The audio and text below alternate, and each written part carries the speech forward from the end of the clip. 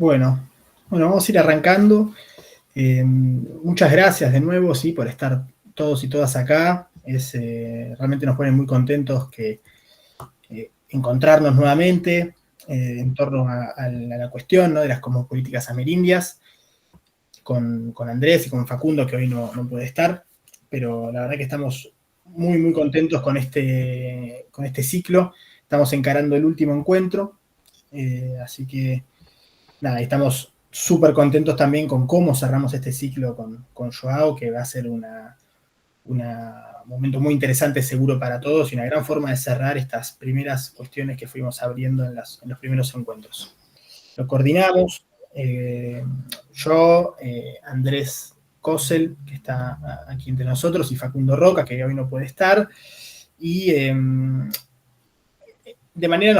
alguna manera nos propusimos abrir este espacio para intercambiar y reflexionar sobre distintos modos que en América Latina, digamos, se cuestiona la concepción moderna y eurocéntrica de la relación entre humanidad y naturaleza, y cómo esto conecta también con algunas discusiones científicas globales que están circulando mucho en torno al posthumanismo y sobre un poco la preocupación es que frente a los futuros inciertos a los cuales nos lleva el modelo o proceso civilizatorio occidental, digamos, América Latina emergió como un espacio de otras posibilidades, ¿no?, a raíz de las mismas formas de vivir y de coexistir y de concebir la humanidad, la naturaleza y las formas de vida. Entonces creemos que a partir de eso hubo como una cierta visibilización de estas otras formas de vivir de los latinoamericanos, mucho centrado en cosmovisiones indígenas o también afrodescendientes,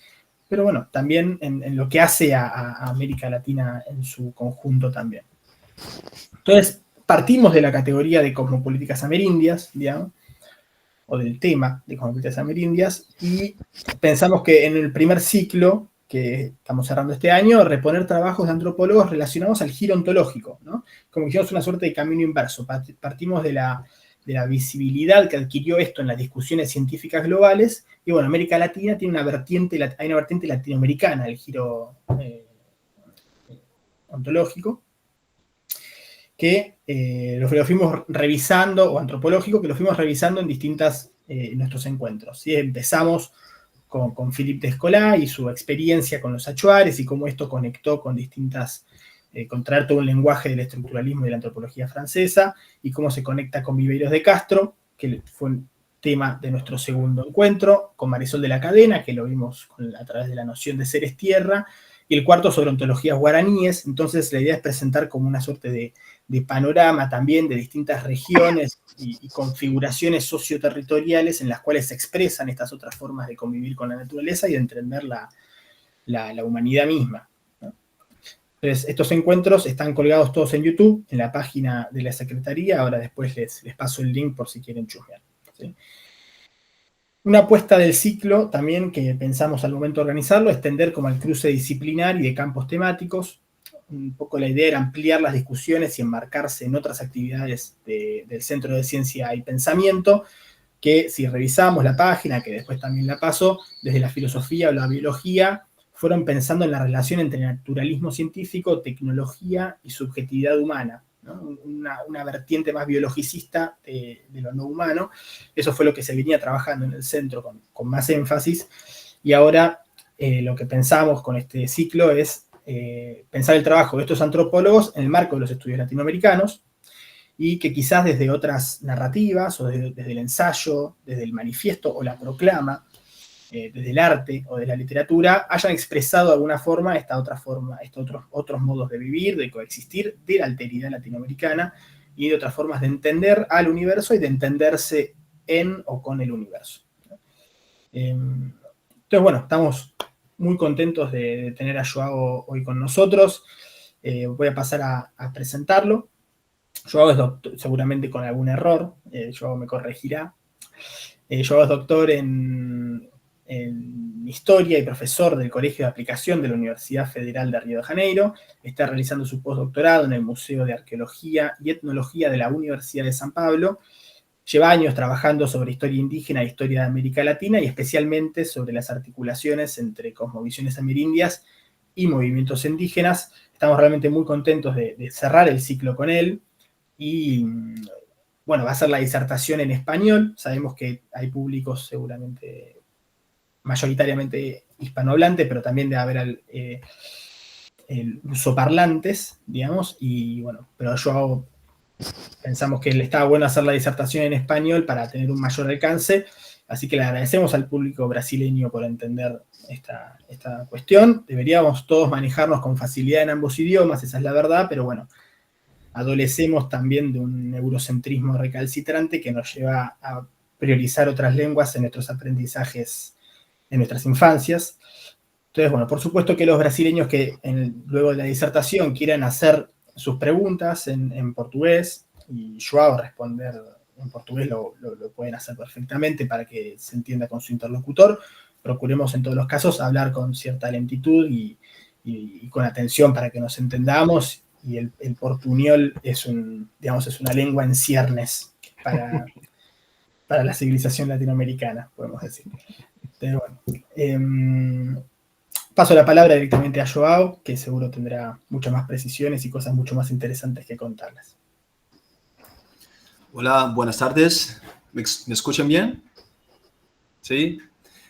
Muchas gracias, Martín y Andrés, por el convite. Estoy muy feliz de estar aquí con ustedes, hablando de Ailton Krenak, que es un intelectual increíble y una persona increíble, y que es muy importante para mi vida y para mi trayectoria también.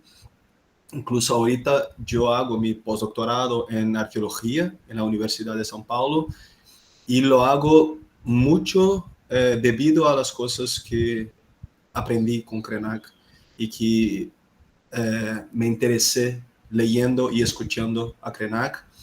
Entonces yo voy a hablar con mi portuñol despacio y para que sea como más fácil, para que todos me comprendan, yo voy a leer mi ponencia para que sea más fluido y después tenemos un tiempo para charlar, ¿no? Entonces voy a compartir mi pantalla, mira.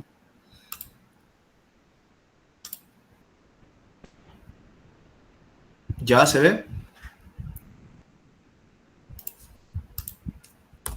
Dale. Entonces, comienzo. El 5 de abril de 2024, Ailton Krenak fue investido miembro inmortal de la Academia Brasileña de Letras, la primera persona indígena en lograrlo en los 128 años de historia de la institución. En septiembre de 2020, ya había ganado el premio Juca Pato al Intelectual del Año, otorgado por la Unión Brasileña de Escritores. El libro Ideas para postergar el fin del mundo, publicado en 2019, tuvo un gran impacto, en particular debido al desmantelamiento de las políticas ambientales y de protección de los pueblos indígenas en que vivimos, y más recientemente al terrible impacto mundial de la COVID-19. En este contexto, en 2020, se publicaron otras dos obras suyas: el ensayo El Mañana no se vende, publicado digitalmente y de forma gratuita, y el libro La vida no es útil, que incluía el ensayo anterior. En 2022 se publicó el libro Futuro Ancestral, en el mismo formato de los tres primeros. El premio de Ailton Krenak desestabiliza la visión convencional sobre qué constituye un intelectual. La trayectoria de Krenak difiere de la mayoría de los escritores galardonados con el premio Juca Pato o que han llegado a la Academia Brasileña de Letras. Su producción escrita consiste principalmente en conversaciones, entrevistas y conferencias transcritas. Este es el caso de los 4 libros mencionados, así como del libro Un río, un pájaro, una reedición de 2023 del libro Como un pájaro, como un río, un viaje con el filósofo del bosque Ailton, publicado en 1998 en colaboración con el fotógrafo japonés Hiromi Nagakura. Es también el caso Del libro de fotografía El lugar donde la tierra reposa, publicado en 2000, cuyo texto está basado en sus hablas, y del volumen Ayrton Krenak de la colección Encuentros, organizada por Sergio Con en 2015, así como del volumen Ayrton Krenak de la colección Tembetá, dedicado a líderes indígenas, también organizado por Sergio Con y Yahuri Cajuel en 2017. En 2021, en coautoría con el historiador Youssef Campos, se publicó Lugares de Origen, y en 2025, en coautoría con Mateus Aleluya, El Don de la Vida, que incluyen respectivamente una entrevista y una conferencia inaugural suya. También en 2025, Ayrton Krenak editó el libro Desnaturalizada, Cultura y Naturaleza, con Fabiano Piuba, y el año anterior debutó en el mundo de la literatura infantil en colaboración con Rita Carelli con el libro Cujan y los muchachos sabios. Si quieren podemos hablar un poquito sobre este último libro, que tiene una historia que es una historia tradicional del pueblo Krenak que a mí me encanta muchísimo. Este esfuerzo por recopilar su obra podría haberle parecido inútil al propio Krenak. Al fin y al cabo, su obra es fundamentalmente oral y es imposible recopilar todo lo que alguien dice, incluso considerando los discursos ya transcritos. Además de los libros, ellos proliferan en revistas, sitios web y otras publicaciones. Y esta característica tan inseparable de la obra de Krenak me parece una expresión fundamental de las ideas que defiende. Para llegar a estas ideas, conozcamos un poco de su historia de vida. Nacido en 1953 a orillas del arroyo Itabiriña, en la cuenca del río Doce, en la frontera entre Minas Gerais y Espíritu Santo, Ayrton Krenak vivió en territorio indígena Krenak hasta los 17 años. Luego partió con su familia hacia la frontera entre Paraná y Paraguay, donde vivió con sus tíos hasta 1975, antes de trasladarse a São Paulo. Fue durante esta época que Krenak completó sus estudios primarios y secundarios, graduándose en artes gráficas en 1978. En 1980, durante el primer seminario de estudios indigenistas, se fundó en Brasil la primera institución representativa nacional compuesta exclusivamente por indígenas, la Unión de las Naciones Indígenas, UNI. A partir de 1982, Krenak asumió la coordinación de publicaciones de la UNI, Región Sur, en São Paulo, y a partir de 1985, la Coordinación Nacional de Publicaciones. Fue en esta coordinación que en 1985 se fundó el Núcleo de Cultura Indígena, bajo el cual se creó el Programa de Indio, el primer programa de radio producido por indígenas, transmitido por una radio de la Universidad de São Paulo y otras emisoras locales, y también enviado por casete a diversas aldeas de Brasil. Joao, ya. sí, ¿Sí? Porque nos apunta una compañera que no están pasando los slides, si estás pasando. Ah, sí, no, está en el libro aún. ¿Está en el libro? Ah, dale, perdón. Sí. Dale, perdóname. ¿Ven el libro? Sí. Sí, es eso. Seguimos ahí. Voy a pasar ahorita. A lo largo de sus casi 200 programas emitidos entre 1985 y 1990, la información sobre la tradición y la cultura de los pueblos indígenas dentro y fuera de Brasil convivió con la discusión sobre las políticas indigenistas del Estado brasileño que afectaban a las comunidades, con especial énfasis en el debate en torno a la Asamblea Nacional Constituyente de 1987-1988, que debía redactar una nueva constitución para el país después de 21 años de dictadura militar.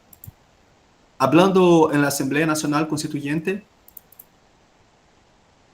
en representación de la Unión de Naciones Indígenas, UNI, Ayrton Krenak hizo el famoso gesto de pintarse la cara de negro en el plenario, pidiendo a los electores que protegieran a los pueblos indígenas que tienen una manera de pensar, una manera de vivir, condiciones fundamentales para su existencia y para la manifestación de su tradición, de su vida, de su cultura, que no pone en riesgo ni ha puesto nunca en riesgo la existencia ni siquiera de los animales que viven alrededor de las zonas indígenas, y mucho menos de otros seres humanos.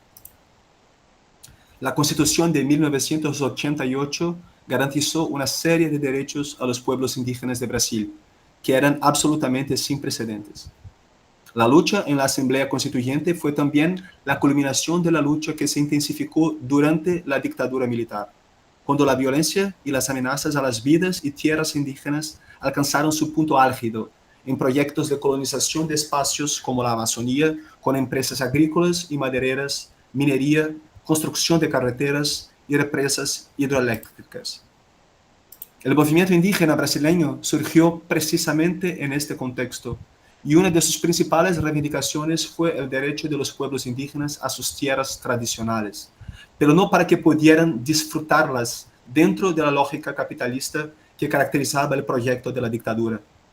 Los derechos territoriales indígenas presuponían el derecho de la propia tierra, desde una cosmovisión en la que la naturaleza y la sociedad no se consideran opuestas. A continuación, me gustaría dedicarme precisamente a reflexionar sobre los fundamentos del pensamiento de Ayrton Krenak a partir de la negación de esta separación ontológica. Entonces, parte 1. La naturaleza del paisaje es la pluralidad. En una entrevista con Pedro Cesarino en agosto de 2016, en la Bienal de São Paulo, Ayrton Krenak mencionó que hace 30, 40 años ya había percibido esta ruptura, esta cosa que el grupo de Boaventura de Souza Santos llama el abismo, esta cosa abismal que es la separación del pensamiento en Occidente. Al hablar del pensamiento abismal, Krenak dijo: este pensamiento se apoderó de una escuela y la profundizó. Esta corriente que niega la posibilidad de que el agua, una montaña o una piedra establezcan cualquier tipo de comunicación con el humano, hasta el punto de crear una distinción entre humano y no humano. Una distinción tan radical que sugiere que humanos somos nosotros, que podemos imprimir nuestra huella en todo lo que consideramos no humano, los océanos y todos sus billones de vidas, todos los paisajes de la Tierra, que creemos que podemos talar, cortar, podar y nivelar. Como sostiene Krenak, esa distinción radical tiene un fuerte contenido político, ya que implica el ejercicio del poder, la explotación y la destrucción de lo humano sobre lo no humano. Podemos crear paisajes, desmantelarlos, tomar una montaña de aquí, llevarla allá. Ahora bien, esta elección de la técnica como un dios del pensamiento de los blancos fue tan radical que está imprimiendo en este lugar que compartimos, la tierra, una huella tan profunda que puede imposibilitar nuestra experiencia de seguir viviendo aquí, al menos tal como la conocían los antiguos humanos.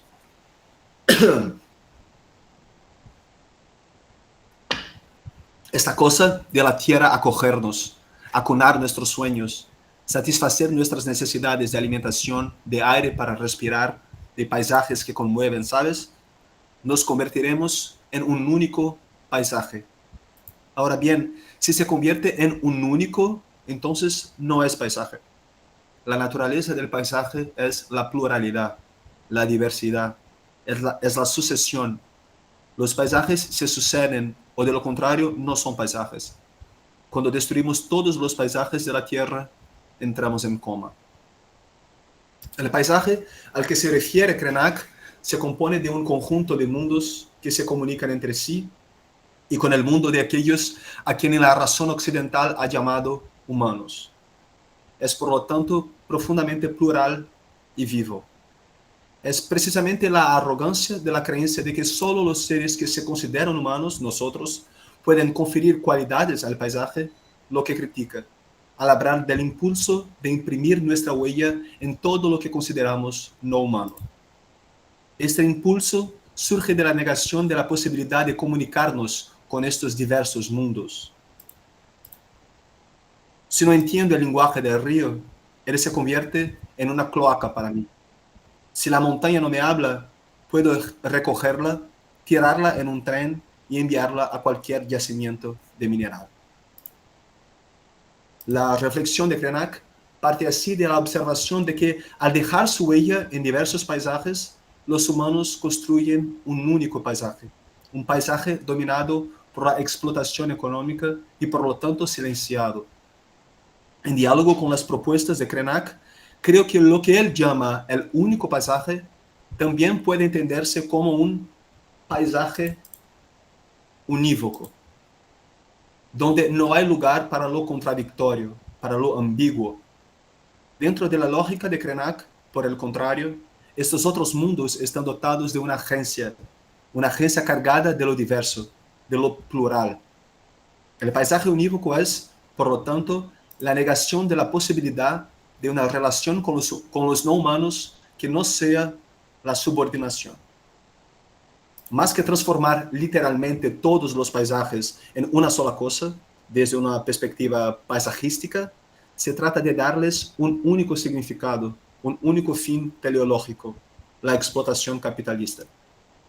Y ese fin teleológico encuentra su máxima expresión en el escenario urbano. Alcanzar el estatus de civilización corresponde a alcanzar el modelo de asentamiento de la polis, de la ciudad. Por esa razón, la arquitectura y el urbanismo son presentados como una herramienta de guerra. La lógica del paisaje unívoco no implica transformar todo en urbano, sino concebir lo urbano como la razón de ser de todo, su propósito último. Los escenarios no urbanos deben servir a lo urbano, transformando los diversos mundos que componen la sucesión de paisajes en materia prima. El paisaje se vuelve único precisamente porque comienza a servir a este propósito. Y esta cuestión de servir, de pensar estos mundos en términos de utilidad, demuestra una diferencia fundamental con respecto a las cosmologías indígenas, que no pueden aceptar que seamos superiores a lo que se llama naturaleza, que podamos dominarla, ni que cualquier de los seres que la componen sean inferior a nosotros. Fabricar un coche, un misil, aviones, edificios, eso no tiene nada que ver con nuestro horizonte, afirma Krenak. Tenemos la pretensión ante todo de creer que estamos aquí para hacer nada. Esto no significa dejar de imprimir huellas en el paisaje. Llevo 3 años realizando mi investigación postdoctoral en arqueología y lo que más he estudiado son precisamente algunas de estas huellas que los pueblos indígenas han dejado en la Amazonía durante más de 13.000 años. Por ejemplo, los geoglifos encontrados en los estados de Amazonas, Rondônia y Acre. Estas construcciones están interconectadas por redes de caminos y zanjas excavadas, lo que demuestra que la Amazonía ha estado conectada por diversos sistemas viales durante siglos. Los sambaquís, como el que participé en una excavación hace 2 años, también son huellas visibles y contienen abundante material de estudio. Además, se han descubierto varias ciudades en diferentes regiones de la Amazonía, como en el Alto Xingu, en Brasil, en los Llanos de Mojos, en Bolivia, y en el Valle del Río Upano, en Ecuador. Estos espacios urbanos, llamados ciudades jardín por el arqueólogo Michael Heckenberger, no podrían estar más lejos de la lógica urbana que critica a Ailton Krenak. Todo lo contrario. Al reflexionar sobre estas ciudades jardines, el arqueólogo brasileño Eduardo Neves y el urbanista Rodrigo Castriota proponen el concepto de urbanismos tropicales, que describe un urbanismo en el que no existe separación entre ciudad y campo, ya que no existe una distinción clara entre ciudad y bosque. Al fin y al cabo, cuando pensamos en las antiguas sociedades amazónicas, por ejemplo, nos referimos a sociedades que en efecto construyeran el bosque. Hoy sabemos con certeza que la Amazonía es un bosque antrópico, lo que significa que la dispersión de sus plantas dependió de la acción humana y que muchas de las especies más comunes fueron domesticadas por antiguos pueblos indígenas. Además, suelos altamente fértiles, como las tierras pretas, tierras negras, solo existen porque fueron creados por el ser humano. Ayrton Krenak alude a algunos de los trabajos de estos arqueólogos sobre el bosque amazónico y le gusta llamarlo un jardín. Al observar estas huellas en el paisaje, nos damos cuenta de que no implican la sumisión de unos mundos a otros, de unos pensamientos a otros, de unos cuerpos a otros. Esas huellas representan más bien un diálogo, una diplomacia entre mundos, no su transformación en materia prima para ser consumida y por lo tanto destruida. Para interpretar este tipo de marcas, Ayrton Krenak propone la idea de leer los bosques como ruinas y afirma: es muy poderoso difundir la idea de que estos lugares que se ven en el bosque, en el cerrado, en la mata atlántica, no son naturaleza tal como la describieron los viajeros, como un Edén. Son nuestro hogar y tienen la impresión de nuestra presencia. Pero quizás esta impresión de nuestra presencia sea tan discreta, mientras que aquí todo es un acto brutal. Pero cuando se ve una imagen satelital que muestra las diferentes formaciones en forma de arcos, círculos o incluso líneas continuas dentro del bosque, cubiertas por diferentes formaciones florales, uno se da cuenta de que esta no es la topografía de áreas remotas, es un lugar con una inscripción de pueblos, de culturas que en diferentes épocas crearon estos jardines. Y de aquí pasamos para la parte 2, alianzas afectivas. Si existe una relación de influencia recíproca entre el bosque y los pueblos indígenas que lo habitan, esto dice mucho sobre cómo estos pueblos hacen política. Esta es una acción que presupone una relación, la construcción de alianzas e incluso la posibilidad de conflictos, pero conflictos que pueden mediarse mediante la acción diplomática, manteniendo la pluralidad de mundos, no convirtiéndolos al mismo. Se trata de pensar la política con los ríos o con las montañas, de la misma manera que se piensa la política de negociación con la gente blanca, con los no indígenas. O quizás casi de la misma manera, porque esta última forma de política con los occidentales conlleva una urgencia. La existencia misma de todos los mundos depende de ella. La posibilidad de que el paisaje siga siendo pluralidad, diversidad y sucesión. Krenak reconoce que el capitalismo obstaculiza la mediación con mundos posibles. Para él, si el capitalismo que impone un paisaje unívoco agota el campo de alianzas, el sello distintivo de la política indígena es precisamente la búsqueda de difuminar estas fronteras, moviéndose entre mundos. Estas sociedades occidentales pueden percibir el mundo que se justifica para su vida, para su existencia, pero no pueden comprender los otros mundos más allá de este, debido a su naturaleza esencial. Seguirán pensando en su biosfera, en la complejidad de sus mundos, pero no percibirán las otras conexiones. El reto que tuve que afrontar fue reconocer la existencia de innumerables mundos que rodean, se articulan y comunican con el mundo que transito. Las posibilidades de alianzas no existen solo en el ámbito de las relaciones sociopolíticas, en el ámbito de las ideas, en la posibilidad de establecer colaboración entre una nación y otra, entre una sociedad y otra.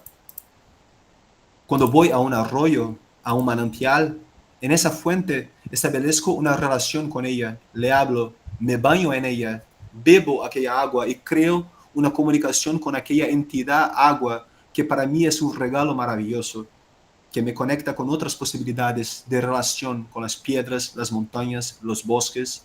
Las relaciones no se perciben como una potencia que ocurre solo entre personas, en el sentido común en que entendemos a las personas, las relaciones humanas, las relaciones sociales. Son alianzas con muchas otras potencias que existen. que son posibles.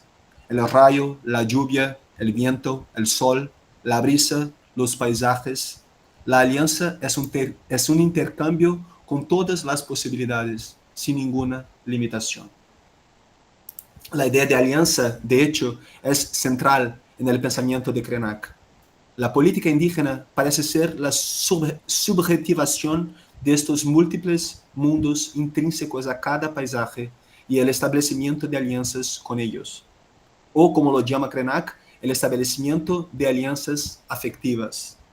Alianzas que presuponen la construcción de relaciones que no se agotan, que se perpetúan eternamente, ya sea con los mundos que convencionalmente llamamos naturaleza o con los que convencionalmente llamamos sociedad.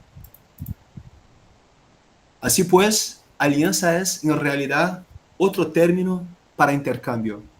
Experimenté un poco con esto hasta que pude avanzar para una idea de alianzas afectivas, en las que el intercambio no implica solo intereses inmediatos, implica seguir con la posibilidad de tránsito en medio de otras comunidades culturales o políticas, en las que tú puedes ofrecer algo tuyo que tenga valor de intercambio. Y este valor de intercambio implica continuidad de relaciones. Es la construcción de una idea de que tu vecino es para siempre. Pero la propia acción de Krenak como mediador entre su mundo indígena y el mundo occidental desde la década de 1980 ha hecho crucial considerar alianzas afectivas que salvaguarden la posibilidad de la existencia de los mundos ante lo que él llamó la tragedia amazónica, que podemos considerar una metonimia de la tragedia capitalista en su conjunto. Al reflexionar sobre la trayectoria de Krenak, su posición es la de un diplomático, que negocia no solo con lo que generalmente consideramos externo, la movilización internacional tan fundamental para la visibilidad de la cuestión indígena en Brasil, sino también con lo interno, la inmensa diversidad de pueblos indígenas dentro de lo que se ha denominado el territorio brasileño, que también negocia con la política institucional del Estado brasileño, con todos los cuidados que dicha negociación conlleva. Incluso cuando intentamos intervenir en la política institucional del mundo de los blancos, lo hacemos como quien fue a la huerta a recoger papa o mandioca.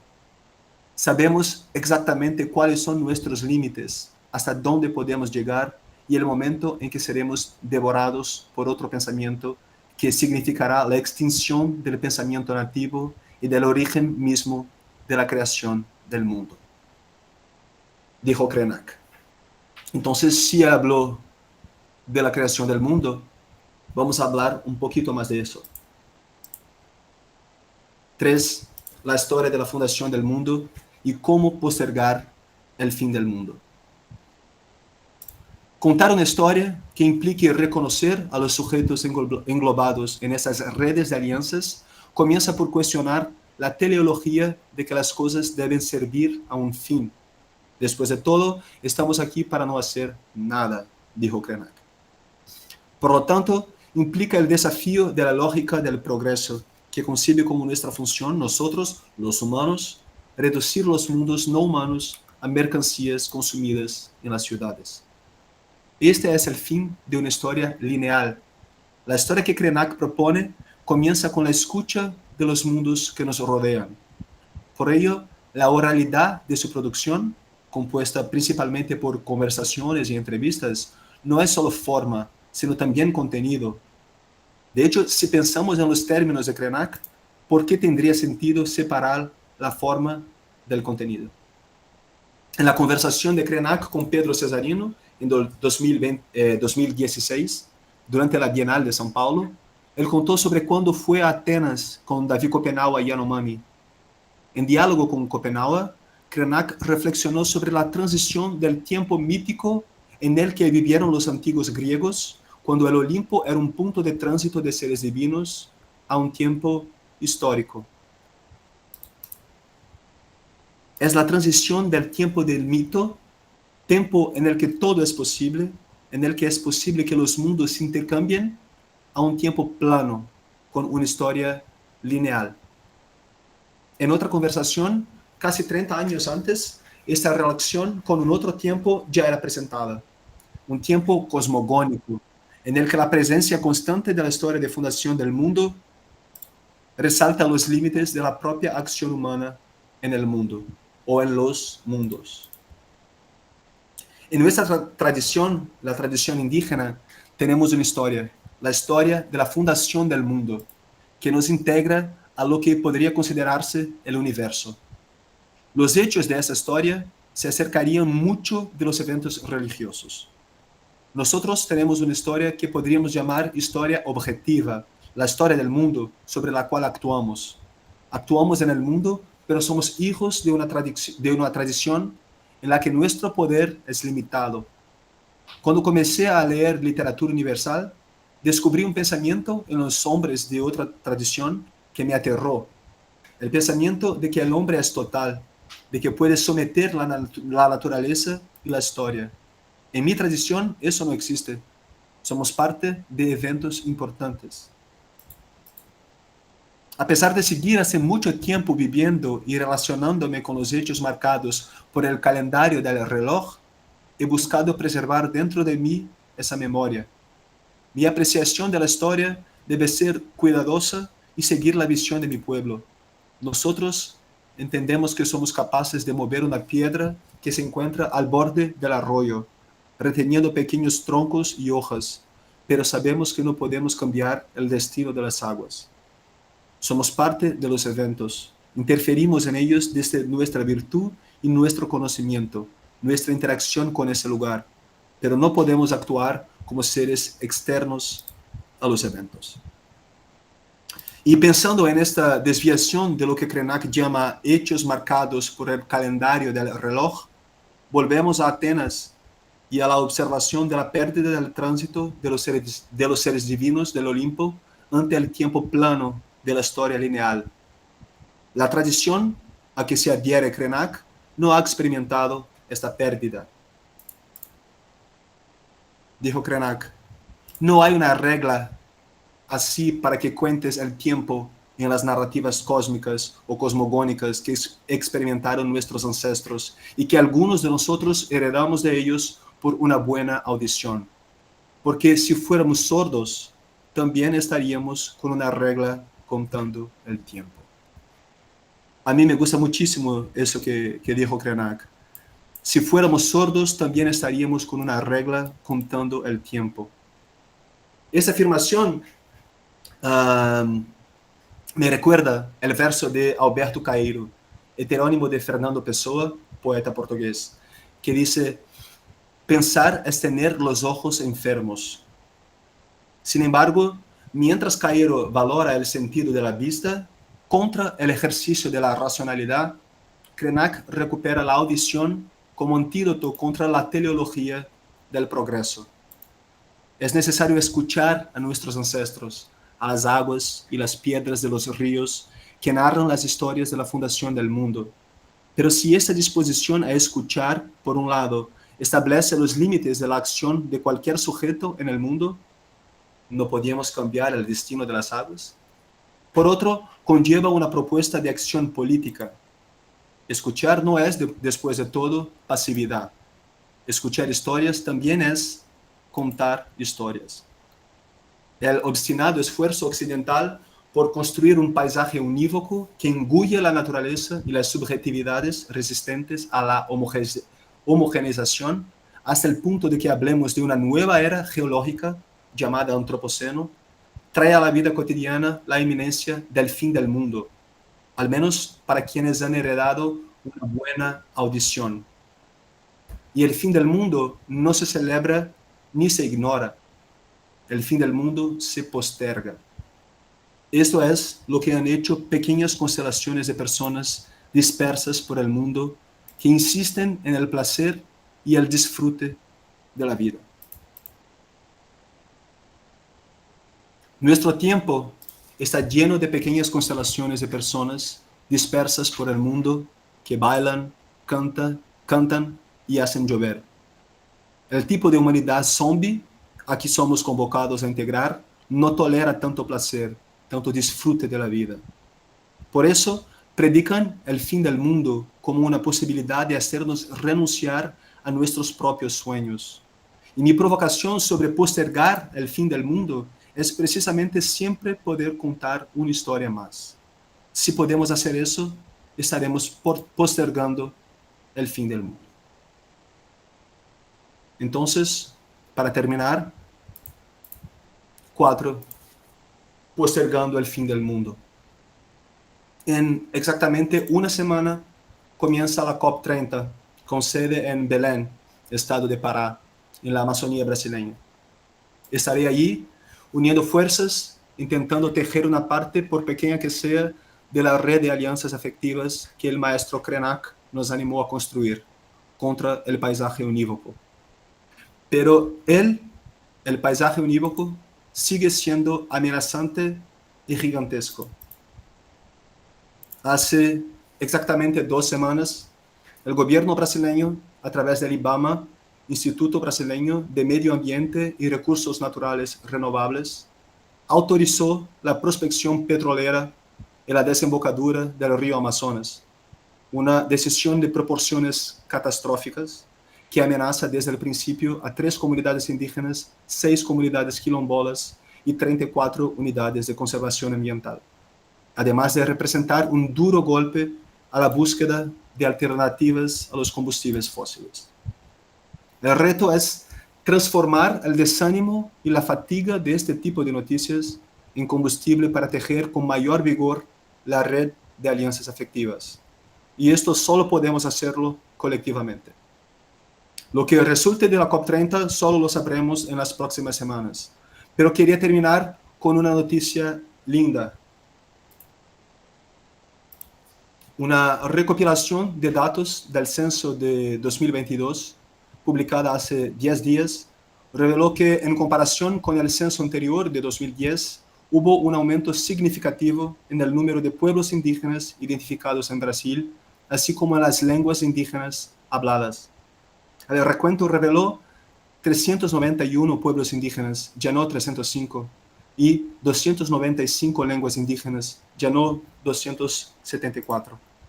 Esta es una victoria de la pluralidad, la diversidad y la sucesión de aquello que no es unívoco, de aquello que nos permitirá contar siempre una historia más y una historia más y una historia más, de aquello que nos permitirá postergar el fin del mundo. Ya, muchas gracias. Obrigado.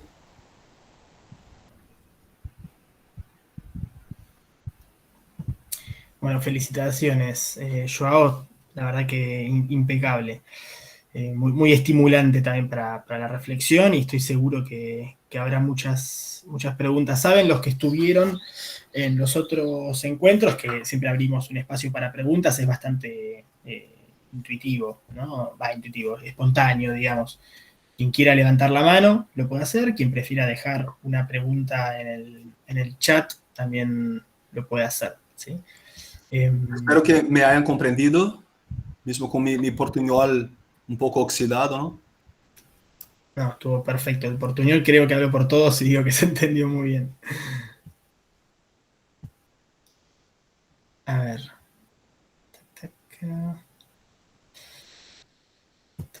A ver, vamos a ver con las manos arriba, a ver si logro verlo.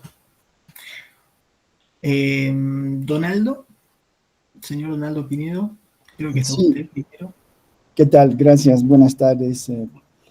Gente, gusto verlos en esta sesión también. Joao, gracias por la exposición. Se han tenido muy bien, ¿eh? Perfectamente. Varias preguntas. No sé qué te merece a ti que concentremos las opiniones de Krenak en una persona, en Ailton Krenak. No sé qué tan colonial sea eso, sabiendo de que todo este pensamiento, todo este sistema de afecto, detrás de todo hay un conjunto, ¿no? Una gente humana y no humana, dicho sea de paso, ¿no? Y hasta qué punto, pues, se visibiliza a la persona y se invisibiliza al pueblo o a los pueblos que están detrás de ese pensamiento. Y esto me genera la segunda pregunta, ¿hasta qué punto también este pensamiento de Krenak, que lo vamos a llamar ahora de Krenak, interactúa, se ve inspirado por la ingesta de plantas maestras, de plantas sagradas, ¿no? No sé si también hay, o tú conoces algo al respecto de que detrás de estas palabras también hay inspiración de las plantas, ¿no? De esos entes. El tercer aspecto es el uso de la palabra agencia, que en la academia está muy socializada, digamos, pero no sé si Ayrton Krenak y los pueblos indígenas hablan de agencia. Hasta donde leí lo que has puesto, hablan de potencia, hablan de entidades.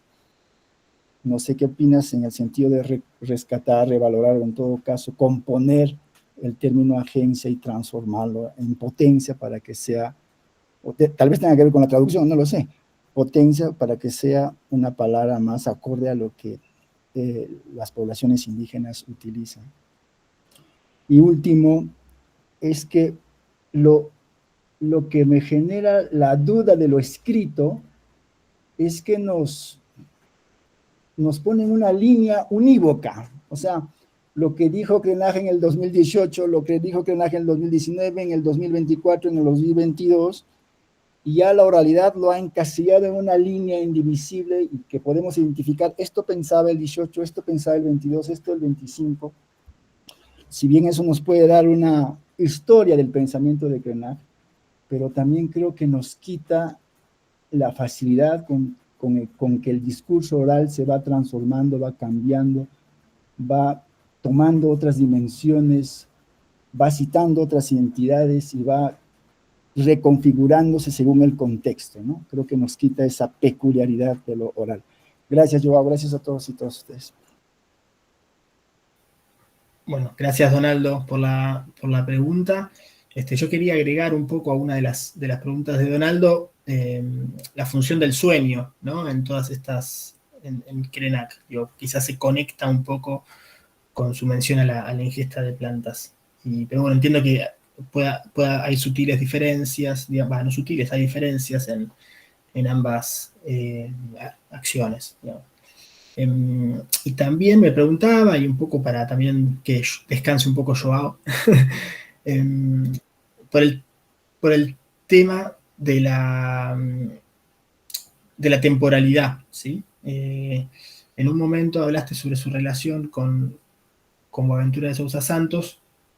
Creo que hay una idea de Boaventura de Sousa Santos como que el presente está contraído de experiencias en el mundo, en la modernidad, y se expande el futuro, y esa es un poco la explicación de la linealidad, y lo que se propone en las epistemologías del sur, más que personificándolo en Boaventura, es un poco contraer el futuro y ampliar el presente de experiencias, ¿no? Quería saber si Krenak, cómo se relaciona, digamos, con esta idea o con el tema de la temporalidad en sí, ¿sí?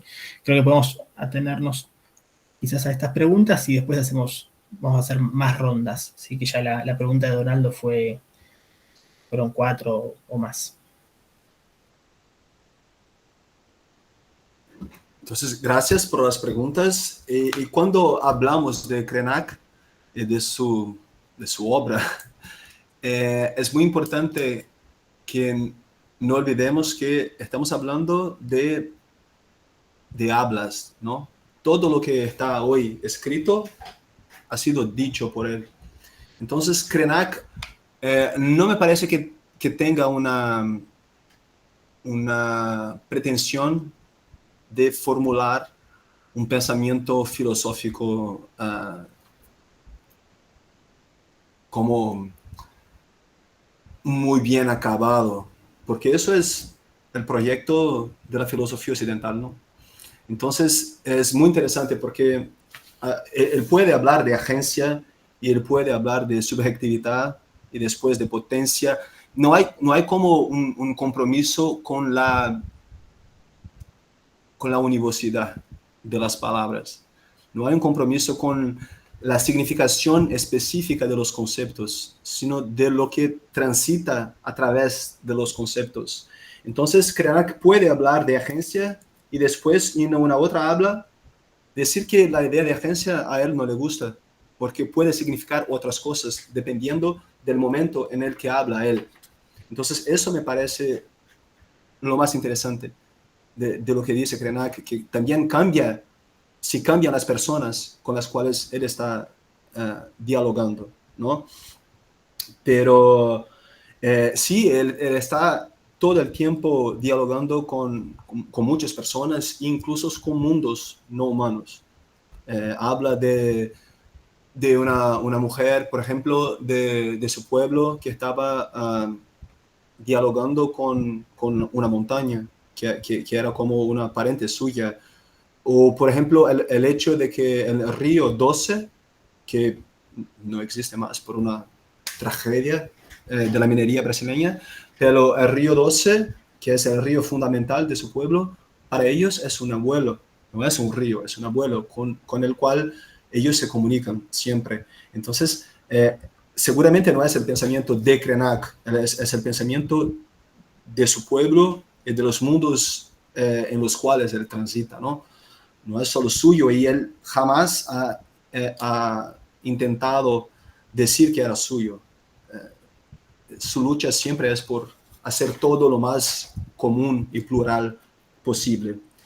Pero eso de intentar comprender una lógica y cambios en el pensamiento de Krenak a lo largo del tiempo, esto es muy interesante, pero también muy difícil, porque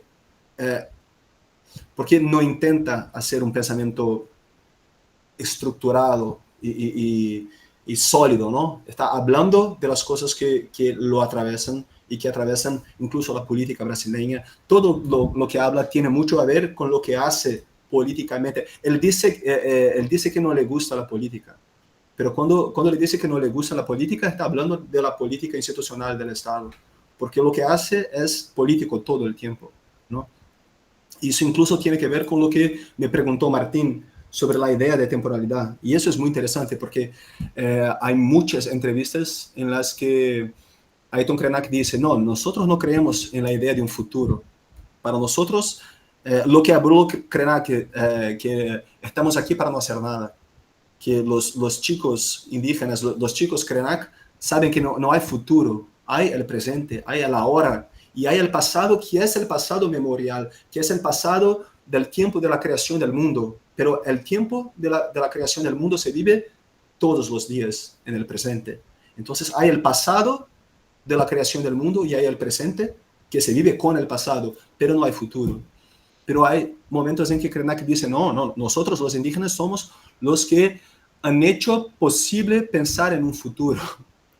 En la dictadura militar, nosotros fuimos los que han hecho posible que hubiera un futuro en Brasil después de la dictadura militar. Entonces, él habla de un futuro en ese momento. Entonces, hay muchos Krenaks y hay muchos conceptos, y eso para mí es perfecto, porque él habla de pluralidad y diversidad todo el tiempo. No hay como meterlo en una caja, en una, no sé cómo decirlo, en una jaula, porque no es posible. Y sobre la función de las plantas maestras, él habla de eso todo el tiempo. Incluso él es el idealizador del ciclo, no sé si conocen, el ciclo salvaje. Es un ciclo de investigación y de proyectos de cultura y de preservación ambiental también. Se llama ciclo salvaje en español. Y hay muchos libros sobre las plantas maestras y la comunicación con esas plantas. Entonces habla de eso todo el tiempo. Y sobre el sueño también. Entonces dice que empezó incluso a luchar por la cuestión indígena en la dictadura militar, porque encontró un chamán, no me acuerdo del pueblo del chamán, pero no era Krenak, y ese chamán le contó su sueño, y en su sueño ellos deberían moverse para la lucha contra la dictadura. Entonces, por ello, Krenak empezó a articular una serie de redes, ¿no? Entonces, para él el sueño sí es muy importante, y él dice que hay personas que tienen más facilidad de soñar que otras, pero que todas las personas tienen la posibilidad de soñar, ¿no? Pero algunas soñan con más facilidad. Y algunas son maestros de los sueños, y estos maestros de los sueños tienen la posibilidad de alguna manera guiar a los otros, porque saben los significados de los sueños. Si sueñas con un mono, eso tiene un sentido. Si sueñas con una ave, tiene otro sentido. El libro Un río, un pájaro, que he mostrado, habla muchísimo de sueños. No sé si he contestado.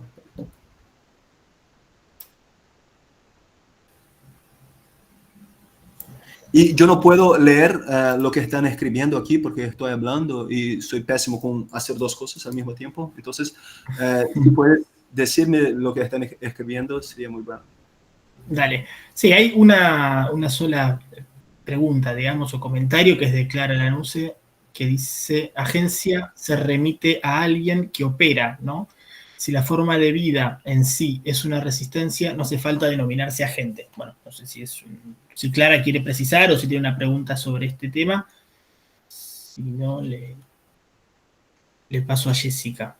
A ver, Jessica, si querés. Y yo vi que alguien me preguntó sobre una entrevista de 2016 y cuál sería, no lo tengo ahorita, pero puedo buscar. Está publicada en uno de esos libros, después puedo pasarla.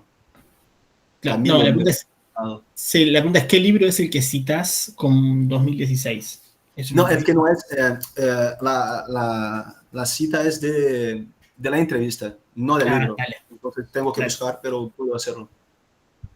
Dale. Bueno, Jessica, si querés. Hola, buenas tardes. No sé si mi pregunta va a ser tan clara, pero escuchando João, yo soy de la antropología urbana y me gustaría saber lo que piensas, por ejemplo, acerca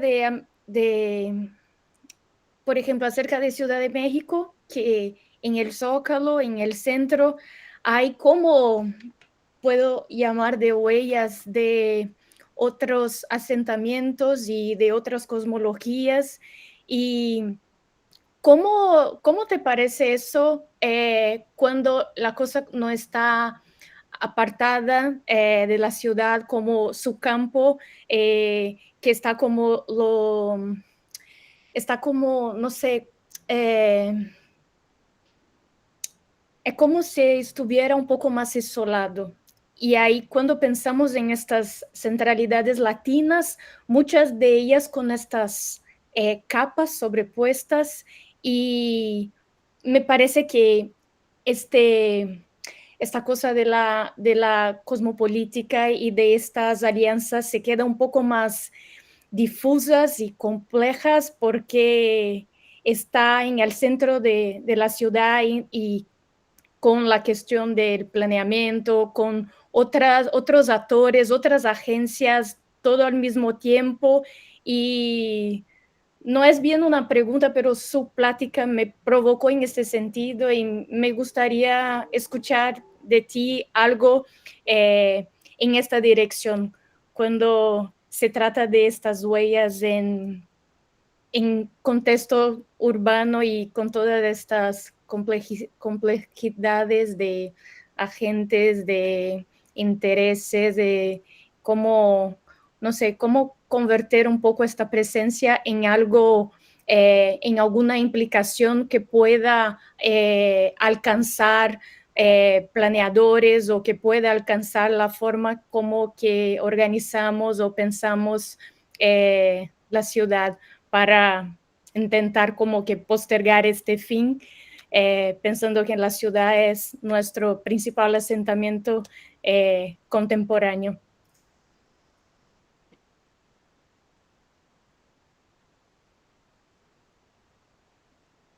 ¿Contesto? Mira, Jessica es brasileña. Sí, soy. Entonces voy a contestar en portugués porque a mí me parece muy extraño. Então tá bom. Hablar em espanhol com uma brasileira. Eu acho que pensar cidade é muito importante quando a gente está fazendo essas discussões. Quando a gente pensa na Cidade do México, por exemplo, a Cidade do México é Tenochtitlan, né? É a capital de um estado mexica, né? E a gente está falando de um tipo de sociedade indígena que se organiza de uma maneira muito diferente da forma como os povos indígenas se organizavam no Brasil, especificamente na Amazônia. Se a gente pensa no Planalto mexicano, ou se a gente pensa na Cordilheira dos Andes, a gente tem a formação de estados, por exemplo, né? Com todos os problemas que esse conceito tem. Eu sei que tem gente que não gosta muito de falar de estado quando a gente está falando de sociedades andinas ou de sociedades do altiplano mexicano. Mas são sociedades que são mais verticalizadas, com determinado nível de hierarquia e tudo isso. Quando a gente pensa em Brasil, isso não existe, né? Se a gente pensa nos povos indígenas dentro desse território fictício que a gente chama de Brasil, não existem estados. E quando a gente pensa em Amazônia, a gente está falando de sociedades, né? O Pierre Clastres tem aquele livro A Sociedade contra o Estado, que é um livro velho, que tem problemas, mas a tese central do livro me parece muito razoável, que não são só sociedades sem Estado, são sociedades que boicotam a formação do Estado, que não querem a formação do Estado. E durante muito tempo isso pareceu mais ou menos fácil, porque a gente está falando de pequenas aldeias, né? Então são pequenas aldeias que não se organizam no Estado. E o que a gente está vendo hoje é que não, que tinha cidades gigantescas no meio da Amazônia. Se a gente vai para os Llanos de Morros, por exemplo, na Bolívia, ou para o Vale do Rio Pano, no Equador, se a gente vai para o Alto Xingu, a gente está achando cidades grandes, com milhares de pessoas morando lá dentro. E são sociedades que a gente não tem qualquer vestígio arqueológico que indique que se organizavam com algum tipo de hierarquização social, ou com algum tipo de burocracia, ou que tivessem um exército, por exemplo. Ou seja, é uma cidade do ponto de vista urbanístico, mas é uma cidade em que não tem separação entre o que é cidade e o que é floresta, e é uma cidade sem Estado. Como é que a gente explica isso? Eu acho que isso é o que mais me instiga a pensar a arqueologia amazônica hoje, né? É pensar uma outra forma de existir a própria cidade. E eu sei que eu estou fugindo completamente da sua pergunta, mas eu vou voltar agora. Porque eu acho que quando a gente vai para essas cidades, tipo a Cidade do México, ou quando a gente vai para Cusco, né? Ou até para Lima, no Peru, enfim, várias cidades na América, que você tem uma presença indígena muito evidente dentro dessas cidades, é inescapável pensar nessas heranças culturais. Ainda que muitas vezes esse pensamento a respeito dessas heranças culturais venha de uma maneira folclórica, né? Você idealiza um indígena do passado e você não está exatamente dialogando com a forma desses indivíduos estarem no mundo, com as cosmologias desses povos, né? Acho que não necessariamente você está, como acontece no México o tempo inteiro, você está escavando a terra para construir um metrô e você achar uma pirâmide, não necessariamente isso vai fazer com que você se aproxime desses povos do ponto de vista das cosmovisões, do ponto de vista das ontologias desses povos, né? Eu acho que quando a gente pensa em Brasil, a gente tem um desafio talvez um pouco maior, porque ainda e eu como professor da educação básica no Brasil, isso é dramático, porque eu vejo alunos de 11 anos, de 12 anos, que acham que não existem povos indígenas no Brasil. Tipo, os indígenas se acabaram. Não tem mais indígena, né? Os índios ficaram no século XVI, hoje em dia não tem mais.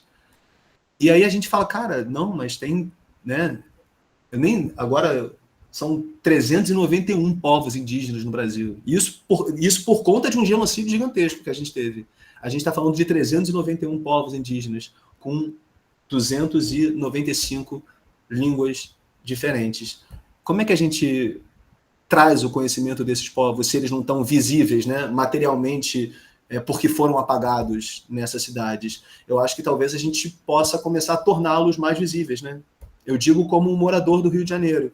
Se a gente anda pelos Arcos da Lapa, no Rio de Janeiro, que é um dos principais pontos turísticos da cidade, os Arcos da Lapa foram construídos com mão de obra indígena. A gente tem vários pontos de presença indígena que são marcados na cidade inteira. Então, acho que talvez a gente precise construir uma gramática mesmo, permitir que essas marcas que foram sendo deixadas na paisagem e que foram sendo invisibilizadas, permitir que essas marcas se tornem mais visíveis, né? É isso que eu estou tentando fazer. O meu projeto de trabalhar com arqueologia amazônica vai muito no sentido de construir material para trabalhar com essas crianças na educação básica. Não sei se eu respondi. Eu espero que meu português tenha sido compreensível. Eu tentei falar devagar.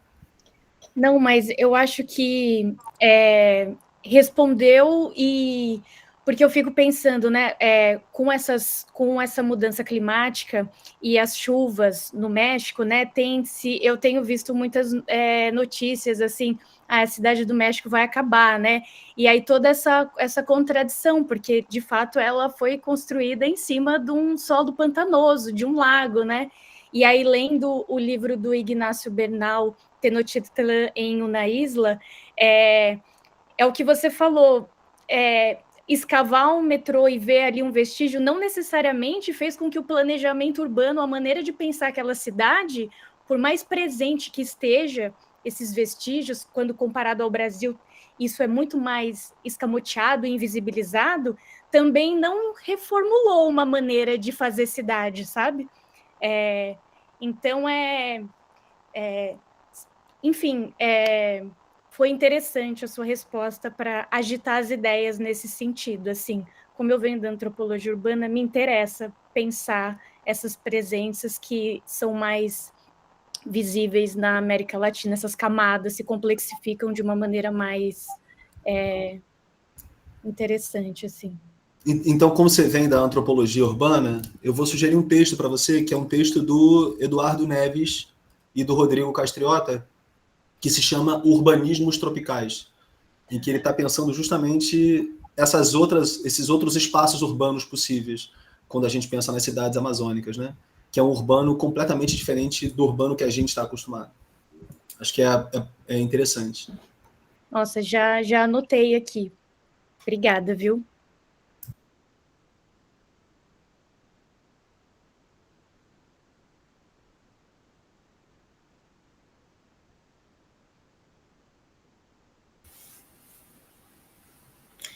Bien, ¿más preguntas, comentarios? Gracias, Martín, por poner el link aquí en los De comentarios. nada. Sí, María Laura. Bueno, solo un pequeño comentario a raíz de esta conversación con la colega, que pienso que esto, ¿no?, de tener ciudades con capas, con estratos, con historia, de quizás, ¿no?, estos pueblos indígenas y la temporalidad, creo que ahí es el espacio de crisis, porque todavía estamos viendo esa temporalidad no al estilo que pide Krenak, ¿no? Estamos viendo chata, lineal. No podemos hacer surgir la ancestralidad o la vivencia en nuestra propia concepción del tiempo occidental. Podemos habitar ciudades que tienen esa enorme carga histórica, pero no la podemos activar desde ese otro lugar que pide Krenak, que es otro tipo de tiempo. Y me parece que nos es muy difícil por nuestra formación y concepción occidental, ¿no? Pero creo que es el desafío.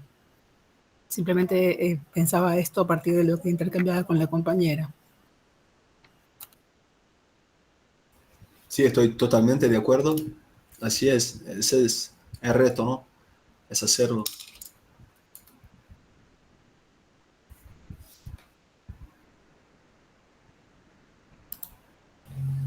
Sí, Carolina, adelante.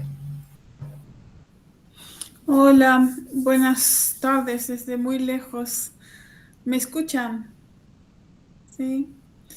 Ya, sí, Joa, muchas gracias por tu presentación. Sinceramente, yo no sé si es una trampa pensar en que ciertos modelos o cosmologías, no vamos a salirnos del modelo de cosmologías, pueden ser adaptados para mejorar una forma occidental de hacer.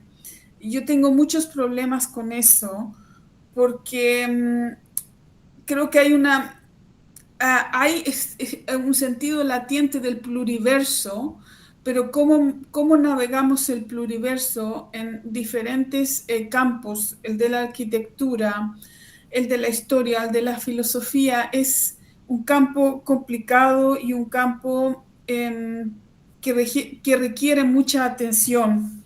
Específicamente, bueno, yo me sitúo en la posicionalidad que estoy, vivo en el centro de Europa y hay mucha conmoción con todo esto de lo indígena, pero también hay se produce algo que en mi opinión es la solidaridad colonial que emerge, el romanticismo exacerbado, que incluso Krenak ha estado aquí en los Países Bajos, donde ya les gusta cómo habla Krenak, es muy ameno.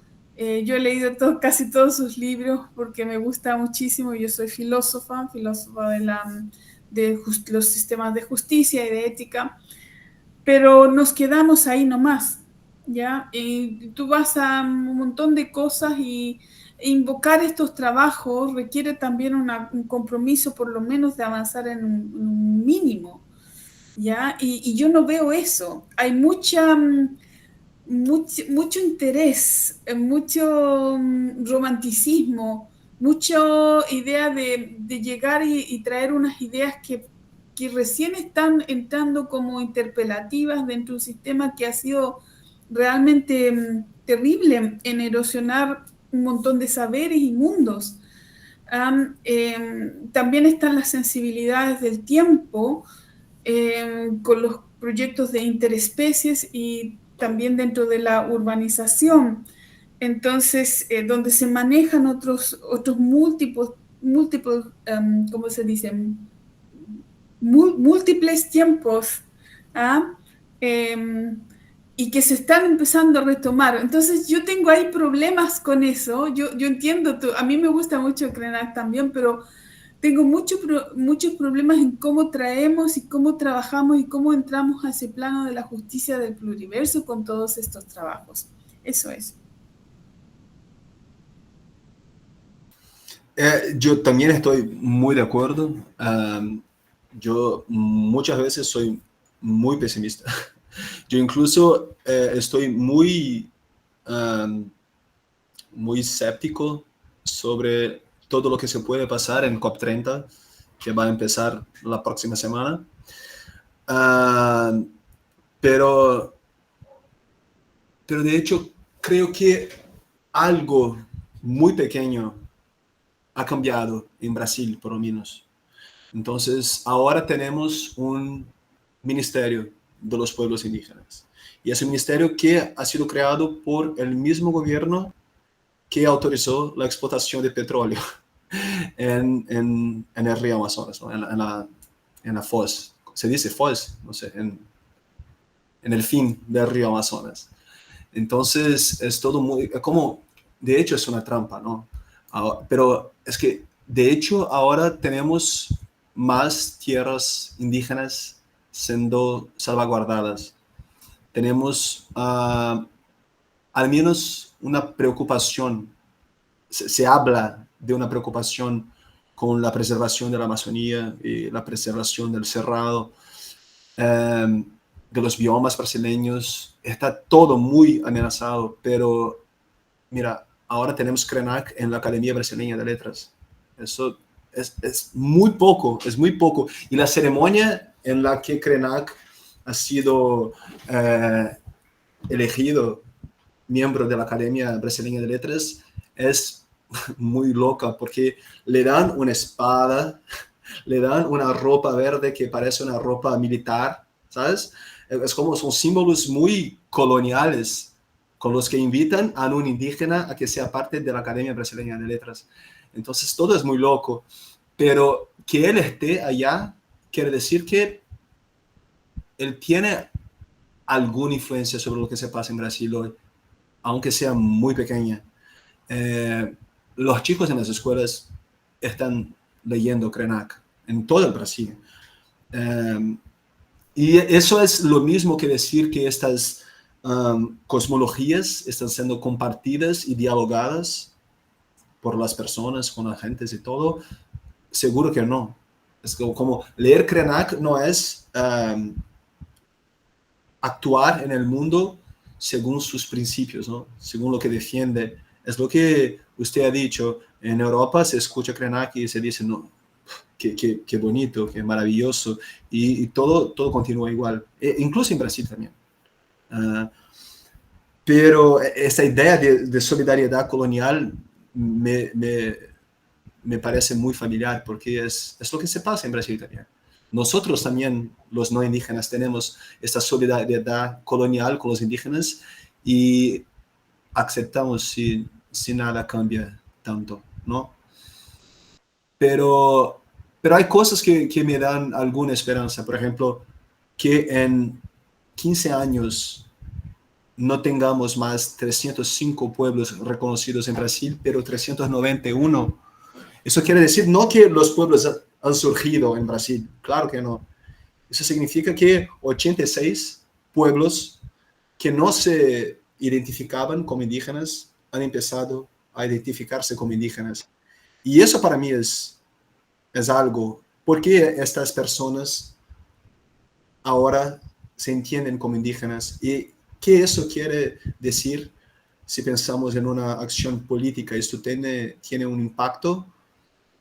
Creo que nunca se habló tanto de indígenas como se habla hoy. Tal vez en el fin de los años 80 con la constituyente, después de la dictadura militar, pero ahora se habla de cuestiones indígenas todo el tiempo.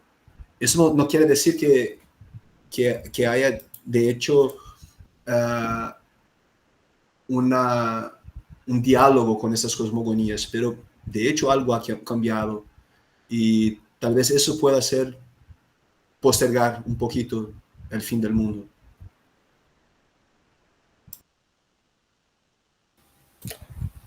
Carolina, ¿querías responder? ¿Todavía tenés la mano levantada o puedo intervenir? No, sí, solamente una pregunta más puntual. El reconocimiento de los pueblos indígenas que mencionas está hecho a nivel constitucional. ¿Están dentro de la Constitución brasileña? Sí, desde 88 en la Constitución. Tenemos un texto constitucional. Esto es mi investigación de doctorado. Podría hablar más 2 horas sobre eso, pero tenemos un texto constitucional que es muy progresista para los pueblos indígenas. Tiene algunos problemas en lo que tiene que ver con el subsuelo, en lo que se puede hacer con el subsuelo en las tierras indígenas, pero es la primera constitución que tenemos que dice que los pueblos indígenas tienen derecho a ser indígenas, lo que es una novedad en Brasil. Todas las otras constituciones que tuvimos decían que ellos tenían que ser integrados en la comunión nacional, ¿no? Entonces garantiza muchísimos derechos, pero no contabiliza el número de pueblos. Eso viene con los censos. Ok.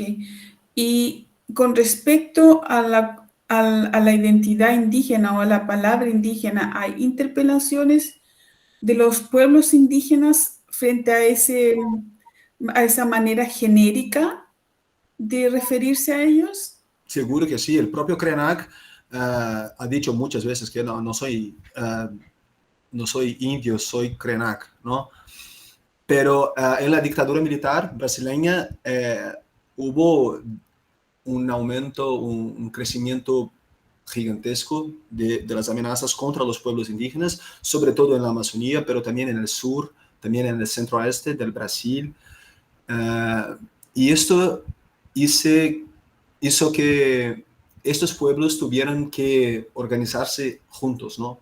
Entonces la idea de indígena como algo más genérico ha sido construido también como una herramienta de lucha, como algo que permitiera a estos pueblos que lucharan juntos contra la dictadura militar. Entonces hubo la creación de la Unión de las Naciones Indígenas UNI, que ha sido creada incluso no creada por Krenak, pero a la que Krenak ingresó poquísimo tiempo después. Entonces, hablar de indígena quiere decir que estamos hablando de pueblos que tienen una historia en algún momento semejante por la explotación colonial, por la violencia colonial. Entonces, como son pueblos que tuvieron la violencia colonial, son pueblos indígenas. Pero es importante que se preserve la distinción, la diferencia entre estos pueblos, porque no son iguales, ¿no? Incluso este programa de indio, esta emisión de radio que ha creado Krenak, tenía como objetivo exactamente divulgar la diversidad de los pueblos indígenas en Brasil. Bien. No, quería hacer un pequeño comentario sobre la pregunta que ha hecho Carolina anteriormente respecto a por ahí al suceso, ¿no?, que tiene un poco las temáticas relativas a las alteridades indígenas en Europa.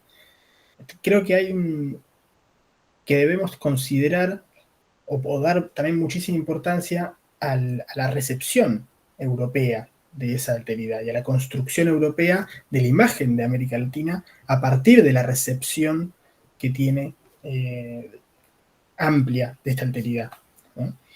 América Latina como un lugar de alteridades indígenas, un lugar donde el valor es lo premoderno y que lo moderno y latinoamericano no tiene mucho para aportar más que como vestigio de algo ancestral, ¿no?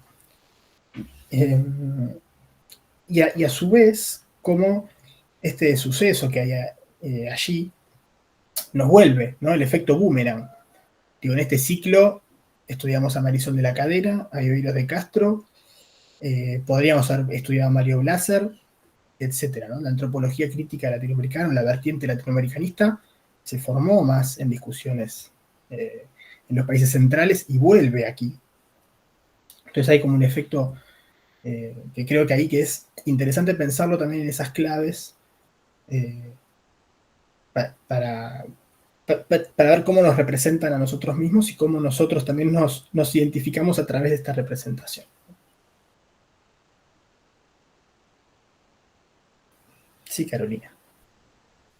Sí, respecto a eso, creo que es muy importante ver el trabajo de las pensadoras indígenas de Abya Moira Millán, Aura Cumes, porque el trabajo de ellas, sobre todo si son pensadoras indígenas, parte desde el territorio y no de lo que se ha hecho afuera, como la colonialidad, los estudios de colonial europeo, el giro de colonial de Miñolo, por ejemplo, sino que son las mujeres y sobre todo las pensadoras mujeres las que están más arraigadas al territorio. Por lo menos dentro del cono sur, Argentina, Chile, está el pueblo mapuche, y ahí tienen a Moira Millán, y ese pensamiento viene de ahí.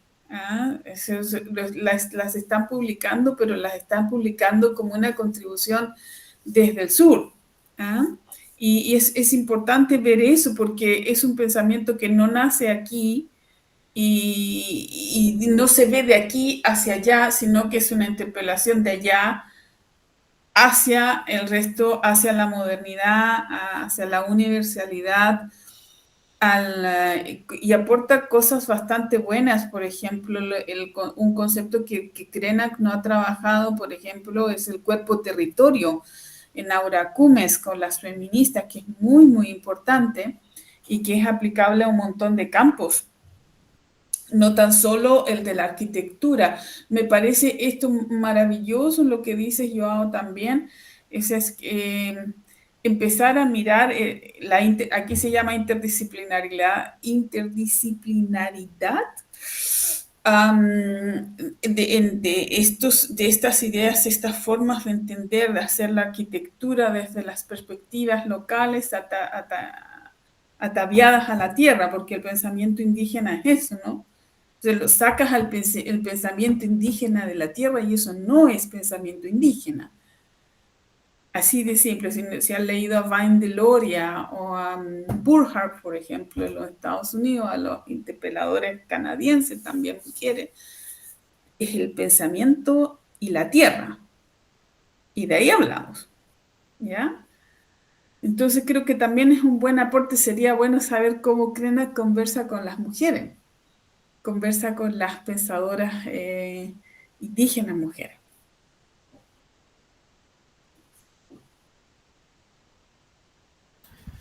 Sí, de hecho, Krenak conversa con mucha gente, ¿no? Y sí, conversa sí muchísimo con pensadoras mujeres, con intelectuales mujeres, con Eliane Pochiguara, por ejemplo, que es una líder indígena, es una intelectual indígena muy conocida en Brasil también. Y en Salvaje, en el ciclo de estudios Salvaje, ¿no?, hay un protagonismo de mujeres también con las que Krenak está siempre conversando, ¿no? Dialogando. Pero eso es muy interesante cuando pensamos en el movimiento indígena en Brasil, el movimiento que tuvo que afirmarse como indígena para luchar contra la dictadura militar, ¿no? No era un movimiento Krenak o un movimiento tucano o un movimiento Kaxinawa, era un movimiento que se pretendía indígena y por lo tanto nacional, de los pueblos de la nación brasileña, de los pueblos indígenas de Brasil. Pero cuando pensamos en los años 70 y 80,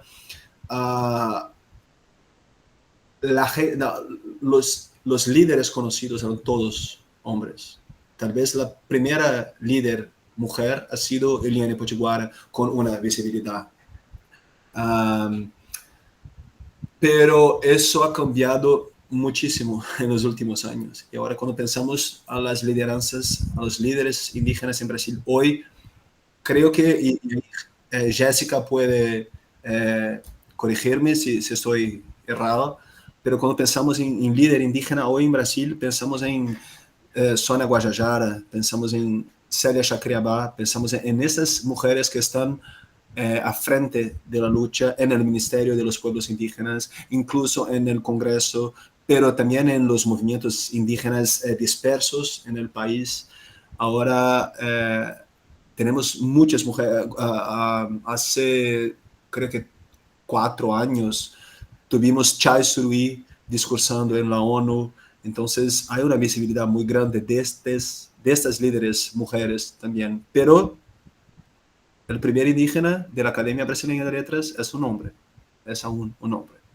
El primer a recibir el premio Juca Pato de intelectual del año ha sido un hombre. Entonces, cuando pensamos en los libros de indígenas que más se venden en Brasil, son Ayrton Krenak, Daniel Munduruku, son hombres aún, ¿no? Entonces, esto dice mucho sobre la manera como el Occidente consume los pueblos indígenas. ¿Cuáles indígenas son consumidos? ¿Cuáles indígenas son de una cierta manera exotizados por este pensamiento, por esa solidaridad colonial que tiene Europa, pero que tiene Brasil también con estos pueblos, ¿no?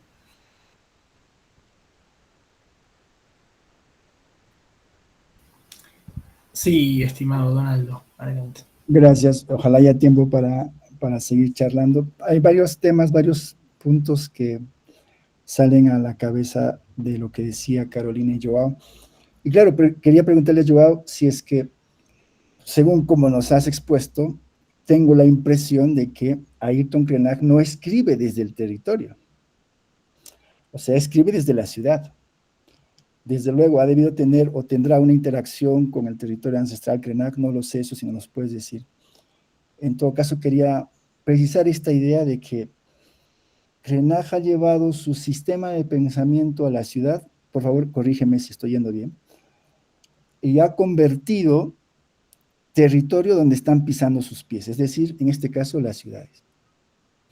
Y me parece que esa es la magia de lo indígena, es que a donde va, hace territorio. Entonces, no, definitivamente tiene un vínculo con su territorio que la colonialidad le ha dado en los estatutos, en las normas, en las leyes, en las constituciones, pero también eso nos invita a reflexionar qué está pensando el indígena como territorio, si tiene la noción de propiedad, de posesión, de que yo si lo cultivo, por lo tanto usufructo, pero si no lo cultivo, cualquiera lo puede agarrar, su ancestralidad, etcétera. Esto hay que verlo bien. En todo caso, a mí lo que me parece importante del mundo indígena es que cuando va a la ciudad, transforma también las ciudades, ¿no? Es decir, trata de transformar en todo caso el tiempo. Tú mismo lo has dicho, o sea, antes yo vivía, Krenak, ¿no? Citando a Krenak, vivía en el tema del reloj, pero ahora no tanto, ahora vivo mi tiempo, mi presente, mi hacer cotidiano, no pienso en el futuro, sueño, mis días lo guían mis sueños y no al revés. Interactúo con las plantas sagradas, maestras, converso, hago momento de charla, de oralidad como ahora. Entonces estoy transformando el mundo y no necesariamente es una estadística, ¿eh? No necesariamente ser indígena es una estadística, sino nosotros mismos, si en Europa la gente empieza a soñar, a tomar atención a sus sueños, a guiarse por sus sueños y a bañarse en los ríos, en las cascadas, en el mar y dialogar, a sentirse afectivo con el mar, ya va a generar un pedacito de indigenismo en su vida cotidiana, aunque lo indígena le parezca lejano y simplemente para el rollo cotidiano, ¿no? O sea, me parece que todos tenemos la posibilidad de convertirnos y ser como indígenas donde estemos, ¿no? Eso quería comentar. Sí, creo que todos tenemos la posibilidad de aprender, ¿no? De aprender un poco, pero yo soy muy lejos de ser indígena, aunque me encante escuchar y leer y saber todo lo que pueda saber sobre eso. Incluso quería decirles que he invitado a Ailton Krenak para estar aquí, porque yo soy un hombre blanco hablando del pensamiento de un indígena muy importante, y me contestó él muy amable, diciendo que no podía porque tenía muchas cosas que hacer esta semana, está todo muy loco, la COP es en una semana, entonces no hubo la posibilidad de que él estuviera aquí, pero le invité. Creo que es muy importante que intentemos que los indígenas hablen por sí, ¿no? Que no sea siempre un hombre blanco como yo hablando por ellos. Pero esta idea de que Krenak no escribe de su territorio Krenak, sí y no, porque Krenak vivió en tierra Krenak, creo que hasta los 17 años. Después tuve que salir porque es una tierra que también estaba muy amenazada en la dictadura militar. Entonces ha migrado para Paraná, cerca de Paraguay, después São Paulo, vivió muchísimos años en São Paulo, pero volvió a tierra Krenak, tenía una casa en el territorio Krenak también, pero lo que se pasó es que el territorio Krenak es al borde del río Doce. Hubo no sé cómo decirlo en español, pero barragem, ¿cómo se dice barragem? Como una contención, a ditch, no sé cómo decirlo. Una represa, ¿no? Una represa, así es. Una represa, pero una represa de minería, de residuos tóxicos, ¿no? Se rompió de manera criminal, no ha sido un accidente, ha sido una negligencia. Y nosotros matamos un río, no es un río más, no existe más, ahora es algo que no es un río. Y con eso murieron las comunidades también, las comunidades indígenas y los pueblos que vivían cerca del río Doce. Entonces, no sé si Krenak sigue viviendo en su tierra, en Minas Gerais, cerca del ex río, pero también tiene su casa en São Paulo. Entonces, es interesante que, de hecho, haya hecho este camino de vuelta para su territorio ancestral, pero que también transforme en territorio São Paulo, que también transforme en territorio los lugares, los sitios donde él está, ¿no? Y esto que nos dijiste, Donaldo, para mí es de hecho lo más importante. ¿De qué manera él es capaz de vivir y de crear territorio en los sitios en que vive? Bien, si quieren, Jessica, hacemos una última pregunta, ¿no? Que ya llevamos casi 2 horas y Joao nos ha dado muchísimo. Bueno, incorporamos la de Sofía, que tampoco ha podido hablar. ¿Puede Sofía hablar primero? Porque no he hablado. Bueno, gracias. Bueno, Sofía. ¿cómo están? No sé si se escucha algo. Sí. No. Bueno, nada, escuché súper atentamente, la verdad que muchas gracias por todo. Hablo más no desde la academia, sino como una persona que ahora quiero trascender particularmente la solidaridad colonial y pienso en qué necesarios son esos espacios donde se reconozca el derecho, que parece muy loco, y la necesidad de que exista un derecho en una constitución para que un pueblo tenga derecho a existir. Pero pensando, yo ahora estoy, bueno, en Misiones, pero soy de Buenos Aires, Argentina, y estamos atravesando una avanzada de la derecha, bueno, como ya deben saber, y son gobiernos donde con más o menos, este es muy crudo con respecto a lo indígena, ¿no? Perdón si hablo brutalmente. Que están generando un nivel de avanzada que yo creo que es de cierta manera porque no nos permitimos de alguna manera, o sea, cómo penetrar en los territorios. Por eso para mí, por más que no viva en su territorio Ayrton, ¿no? Que no viva en su territorio, qué importante es que penetre y genere territorio donde sea que esté, pero hoy, desde mi lugar, que yo tengo una mirada tal vez muy pesimista de este presente, ¿cómo puede haber un gris entre eso indígena y esa solidaridad colonial para empezar a tejer red en los territorios cuando actualmente se está rompiendo mucho el tejido, se está generando esto de que se rompa y donde la acción queda muy, o sea, cambia un gobierno y de pronto los vuelven al ataque hacia el pueblo mapuche o hacia diferentes comunidades, y cómo lograr que eso perdure, permanezca y pueda empezar a penetrar en esa ancestralidad, ¿no? Que ese futuro sea ancestral realmente, ¿no? Porque a mí me pasa que personalmente siento esos dolores, ¿no? De pertenecer a las ciudades, de eso atómico, de eso que me aísla, ¿no? Es una pregunta muy amplia y que tal vez no es tan clara, pero es eso, ¿cómo empezar o sea, tampoco te pido la respuesta, ¿no? Porque es complejo, pero ¿cómo empezar listo, yo puedo leer un montón, pero quiero poder internalizarlo, quiero poder, porque si no cualquier avanzada, cualquier gobierno, lo que genera es lo indígena, que es lo otro, que es los que cuidan los territorios, y cómo empiezo a cuidar el territorio yo, o sea, sí me lo pregunto, ¿no? En la práctica, pero digo, ¿cómo empezamos una resistencia más colectiva genuina, ¿no? Que genere un tejido social resistente? Gracias y perdón por el barullo de ideas.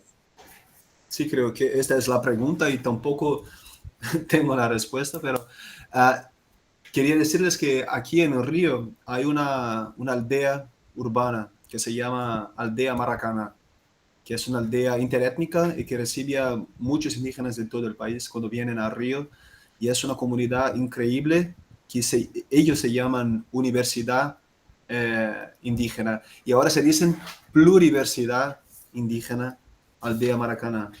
Y eso es un ejemplo de cómo ellos han podido transformar esta parte de la ciudad en territorio, ¿no? Es un sitio, es un edificio que era el Museo del Indio. Después ha sufrido muchos cambios y ha sido abandonado, y ellos ocuparon y transformaron en una aldea urbana, siempre amenazada de expulsión, siempre, pero siguen resistiendo hasta hoy. Y eso me parece muy importante, porque mucha gente ahora conoce la aldea Maracaná. Cuando intentaron sacarlos de allá, hubo una gran movilización en la ciudad, eso en 2012. Entonces hay muchos niños y muchas escuelas que llevan los chicos para allá, para que aprendan, para que conozcan, y eso es muy importante. Entonces, eso que llamaba Donaldo hacer territorio en la ciudad, hacer que la ciudad también sea territorio indígena, eso es muy importante. Pero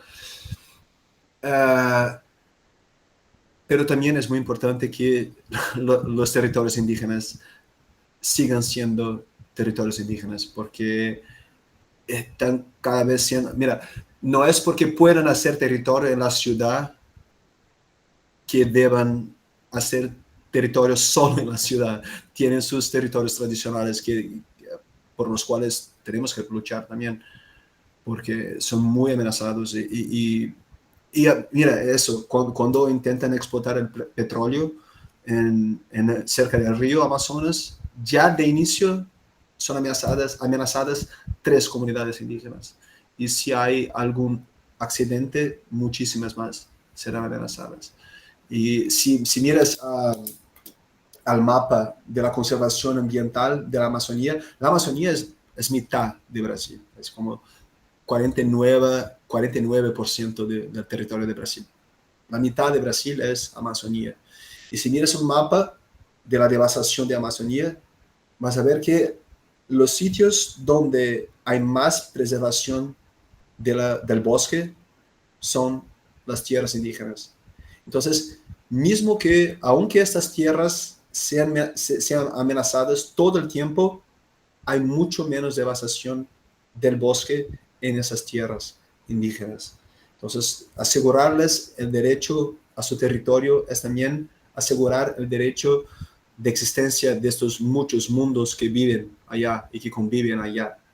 Y eso es muy difícil, porque tenemos hoy un gobierno de izquierda, pero la izquierda tampoco sabe cómo manejar la cuestión indígena, ¿no? Porque la izquierda cree que sabe qué hacer con los pobres, pero hay un antropólogo que se llama Eduardo Viveiros de Castro, que dice que los pobres quieren dejar de ser pobres, pero los indígenas no quieren dejar de ser indígenas. Entonces, la izquierda no sabe cómo lidiar con pobres, porque los indígenas serían pobres según la visión occidental, pero pobres que no quieren dejar de ser lo que son, que no quieren ir todos para la ciudad, que no quieren todos tener un empleo con un buen salario. Algunos sí quieren, pero muchos no, y tienen que tener el derecho de vivir en sus tierras. Eso incluso para nuestros gobiernos de izquierda es muy difícil, incluso porque las presiones son muy grandes, ¿no? Bueno, muchas gracias, Joao. No sé si, bueno, creo que podemos dar un cierre. Quizás Jessica, por ahí se pueden intercambiar los correos, si quieren continuar el intercambio, así no retenemos a tanta gente todo este tiempo. La verdad que, no sé si alguien quiere agradecer, pero ha sido muy importante para el ciclo terminar de esta manera, pasar a intelectualidades indígenas, dentro de que veníamos de cuestiones más antropológicas. Y creo que nos da la pista también para el año que viene profundizar y empezar de nuevo con nuevas formas de expresar esta coexistencia latinoamericana de las alteridades, que sin duda es un espacio fecundo en el cual tenemos que conectarnos entre nosotros, y que estas instancias están buenas porque conectan disciplinas, regiones y todo lo que buscamos con Facundo y con Andrés. Así que bueno, muchas gracias. Y a todos por participar. Sabemos que hay muchos que han estado a lo largo de todo el ciclo, otros que han entrado ahora. En todos los casos estamos muy agradecidos desde la Universidad Nacional de San Martín y del Centro de Ciencia y Pensamiento. Así es, muchas gracias. Gracias, Martín, por invitarme.